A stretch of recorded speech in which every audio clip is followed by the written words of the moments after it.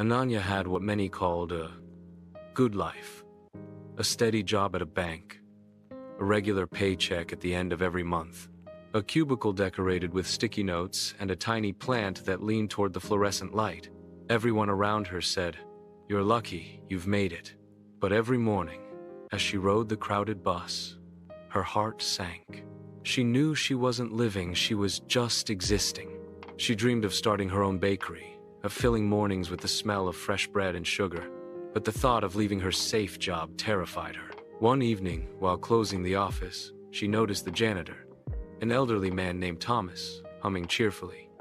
Curious, she asked, "Uncle, how are you always so happy?" "You work harder than any of us," Thomas smiled. "Because I do this by choice.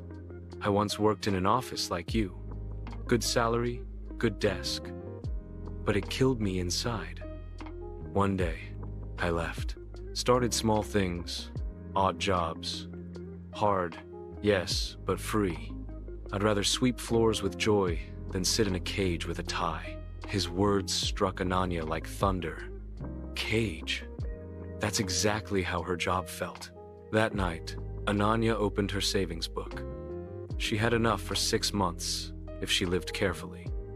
Her hands trembled as she scribbled in her journal. Start bakery? Or stay safe?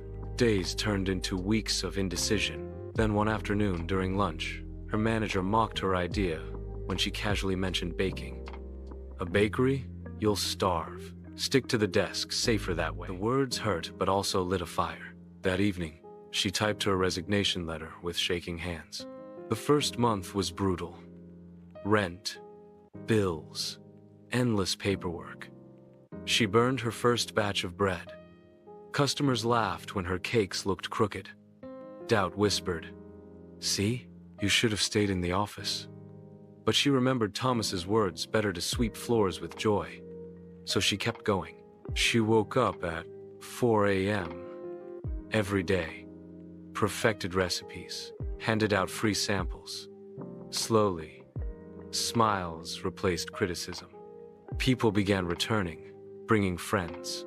By the end of the year, Ananya's little bakery buzzed with life. Children pressed noses to the glass. The smell of cinnamon filled the street, and for the first time, Ananya felt alive. The desk had been safe, but it was a cage. The unknown was terrifying, but it was freedom. Comfort zones feel safe, but they're prisons in disguise. Growth begins the moment you step out.